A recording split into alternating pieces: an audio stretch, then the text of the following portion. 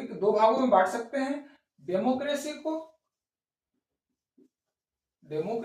दो भागों में बांट सकते हैं। पहला डायरेक्ट डेमोक्रेसी और दूसरा इनडायरेक्ट डेमोक्रेसी।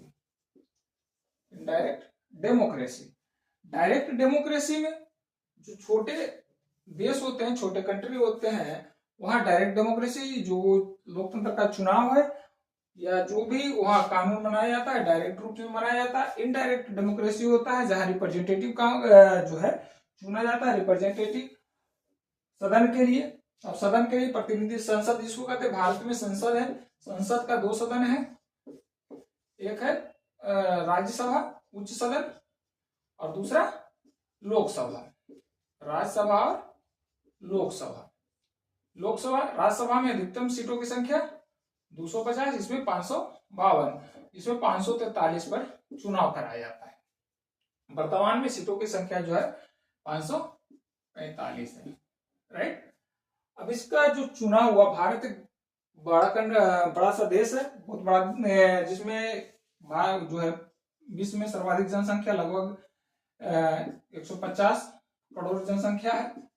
अब इतने करोड़ जनसंख्या में डायरेक्ट डेमोक्रेसी तो लागू हो नहीं सकता, इसलिए इनडायरेक्ट डेमोक्रेसी लागू है।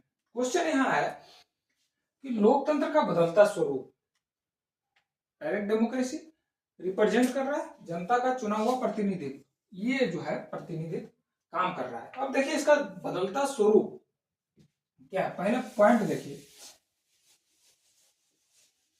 लोकतंत्र में भारत में कौन सा डेमोक्रेसी है? Indirect democracy.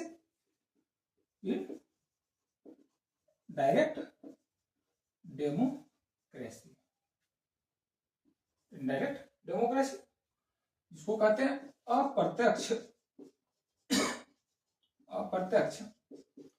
लोकतंत्र, अप्रत्यक्ष लोकतंत्र, राइट। अप्रत्यक्ष लोकतंत्र, इनडायरेक्ट डेमोक्रेसी। अप्रत्यक्ष लोकतंत्र में क्या होता है, यहां जो है संसदीय क्षेत्र में बांटा जाता है, केंद्रीय स्तर पर संसदीय क्षेत्र में बांटा जाता है, और संसदीय क्षेत्र में जो होता है चुनाव होता है, और चुनाव में जनता के प्रतिनिधि भाग लेते हैं,